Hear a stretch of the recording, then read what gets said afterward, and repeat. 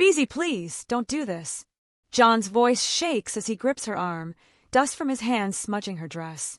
The evening sun hangs low over the village, turning the walls of their small home orange and gold. Shadows stretch across the dirt floor like dark fingers. I know things are hard now, he whispers, his voice cracking. But I will not remain poor forever. I'll work harder. I promise you. Just give me a little more time. My wife, please think about our 4 children. They're still so young. They need their mother. Please, don't walk away from us. Bisi jerks her arm free, her eyes burning. Don't touch me, you miserable bricklayer. Her words are sharp as broken glass. You smell of cement and failure. I am tired of this marriage. I am tired of this life. I am tired of being poor. John stands frozen, each word like a hammer striking his chest. Marrying you was a mistake, Bisi continues coldly. I've met someone else, someone rich. Someone who can give me the life I deserve, a life fit for a queen. Without another word, she lifts her suitcase and walks toward the door. And the children, he whispers. They will survive, she replies and then is gone. The door slams, and the sound echoes in the quiet house. 4 little girls sit on the floor, too young to understand why their mother has disappeared. Chai, my people, she abandoned her husband and her 4 daughters because she wanted a life of comfort and luxury. If only she had known. If only she had realized that the very life she was chasing would one day destroy her completely. Greed had covered her eyes, and by the time the truth revealed itself, it was already too late.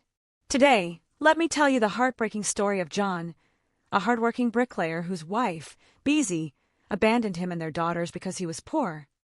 The night that follows is long and quiet. Only the soft sniffles of the youngest girl, Kemi, fill the house. The eldest, Amina, brushes her little sister's hair.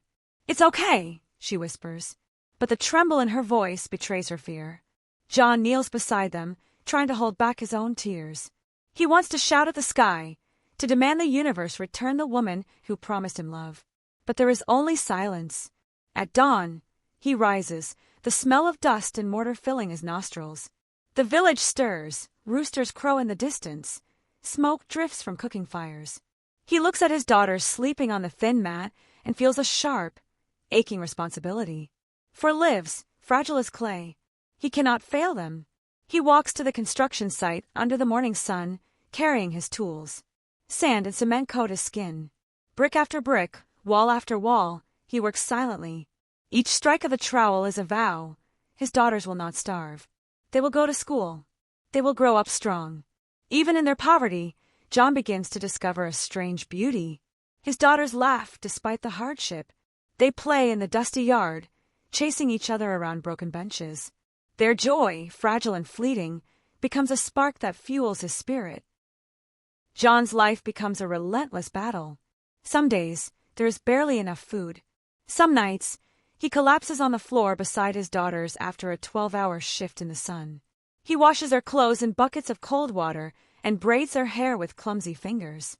Sometimes the braids come out crooked, but the girls giggle, finding joy in small imperfections. One afternoon, Amina returns from school holding a piece of paper. Her teacher has written that she scored the highest marks in her class. John reads the note beneath the dim glow of a lantern. His tired eyes fill with tears. For the first time, he senses that the future is in their hands. That evening, he sits on the floor beside them and tells stories beneath the flickering lamplight. They listen with rapt attention. The smallest, Kemi, snuggles against him, her tiny hand clutching the hem of his shirt. A life of struggle has begun to shape a foundation stronger than any gold or riches could provide. And far away, Bisi begins a life of luxury. The city dazzles her eyes. Clothes shine like rivers of light. Perfume fills the air, gold hangs from her neck. She dines in restaurants that never sleep, with men who bow at her feet. But life built on selfishness rarely lasts long. The rich man grows cold. His warmth disappears. Arguments replace laughter. One night, he leaves without a word. The house, the money, the friends, all vanish.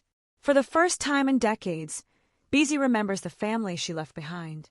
But pride chains her tongue, and regret is slow to grow. Years pass like a slow river. John labors under the sun, his hands thick with calluses.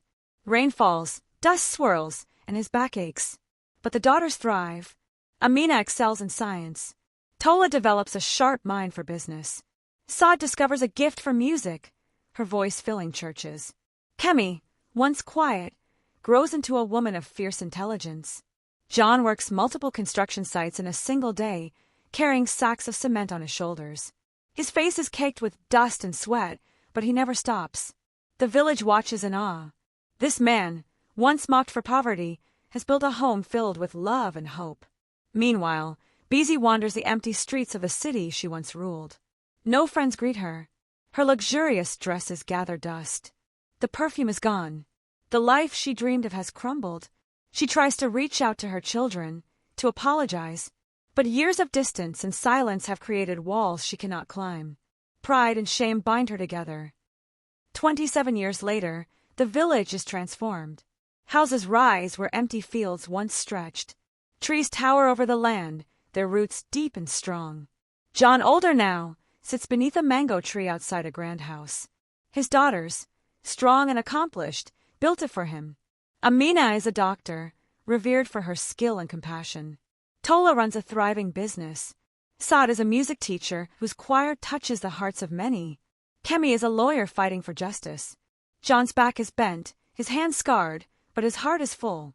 The daughters he raised from nothing now stand proudly beside him. One evening, as the sun bleeds into the horizon, a figure appears at the gate. Her steps are slow, uncertain. Clothes worn, hair streaked with gray. It is Bisi. She watches the laughter and life within the compound. Children run, playing freely. Grandchildren she never met. The gate creaks as she pushes it open. The daughters notice first. Recognition spreads slowly across their faces. Then John rises. Bisi trembles. She cannot meet their eyes. The proud woman who left so long ago now faces the consequences of her choices. Years of chasing wealth have left her alone. John looks at her quietly. Anger flares for a moment, but it fades. He turns to his daughters. The strength, the wisdom, the love they embody, this is his true wealth. The past, he realizes, no longer has power over them. Silence blankets the yard. The wind moves softly through the mango leaves. Crickets sing their endless song. Bisi lowers her head. Tears roll down her cheeks. She mouths words that never leave her lips. John takes a deep breath. The betrayal, the sleepless nights, the hunger, all have passed. What remains is triumph forged through love, sacrifice, and persistence. The daughters stand tall, proud of the life they have built. They are the living testament to their father's devotion. Bisi finally realizes what she lost. The wealth she sought could not replace a father's love, the bond of a family, the warmth of a home. Night falls over the village. The stars glimmer above. A timeless truth settles softly. Gold may fill a house, but love builds a home. Those who abandon their family for wealth may one day discover that the richest treasure in life were the ones they left behind. And as John watches his grandchildren play, he knows that life has delivered justice in the most beautiful way through perseverance, love, and the unbreakable bonds of family.